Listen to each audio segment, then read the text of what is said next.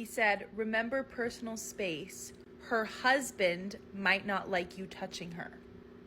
But that shit is deep-seated if that's what you think of saying, instead of maybe she doesn't want to be touched. And I want to share with you this exercise that illustrates on the sentence structure level how the way that we think, literally the way that we use language, conspires to keep our attention off of men. This is about domestic violence in particular, but you can plug in other analogs. This comes from the work of the feminist linguist Julia Penelope. It starts with a very basic English sentence.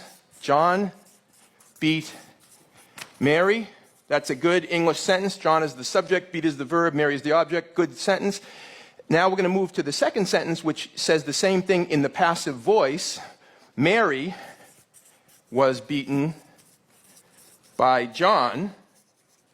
And now a whole lot has happened in one sentence. We've gone from John beat Mary to Mary was beaten by John. We've shifted our focus in one sentence from John to Mary. And you can see John is very close to the end of the sentence, well, close to dropping off the map of our psychic plane. The third sentence, John is dropped, and we have Mary was beaten, and now it's all about Mary. We're not even thinking about John, it's totally focused on Mary. Over the past generation, the term we've used synonymous with beaten is battered, so we have Mary was battered. And the final sentence in this sequence, flowing from the others, is Mary is a battered woman. So now Mary's very identity, Mary is a battered woman, is what was done to her by John in the first instance. But we've demonstrated that John has long ago left the conversation. Now, those of us who work in domestic and sexual violence field know that victim blaming is pervasive in this realm, which is to say blaming the person to whom something was done rather than the person who did it. And we say things like, why do these women go out with these men? Why are they attracted to these men? Why do they keep going back? What was she wearing at that party? What a stupid thing to do. Why was she drinking with that group of guys in that hotel room?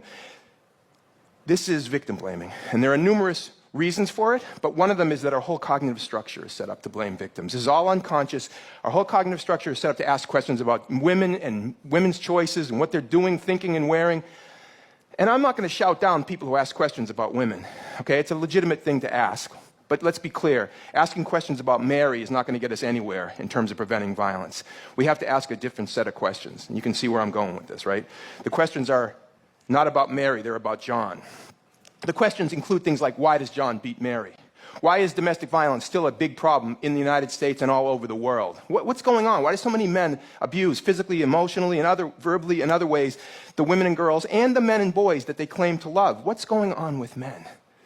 Why do so many adult men sexually abuse little girls and little boys? Why is that a common problem in our society and all over the world today? Why?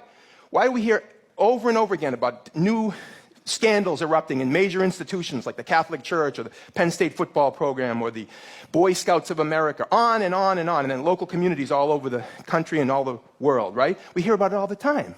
This is why part of the paradigm shift that has to happen is not just understanding these issues as men's issues, but they're also leadership issues for men. Because ultimately, the responsibility for taking a stand on these issues should not fall on the shoulder of little boys or teenage boys in high school or college men. It should be on adult men with power. Adult men with power are the ones we need to be holding accountable for being leaders on these issues. Because when somebody speaks up in a peer culture and challenges and interrupts, he or she is being a leader, really, right? But on a big scale, we need more adult men with power to start prioritizing these issues. And we haven't seen that yet, have we?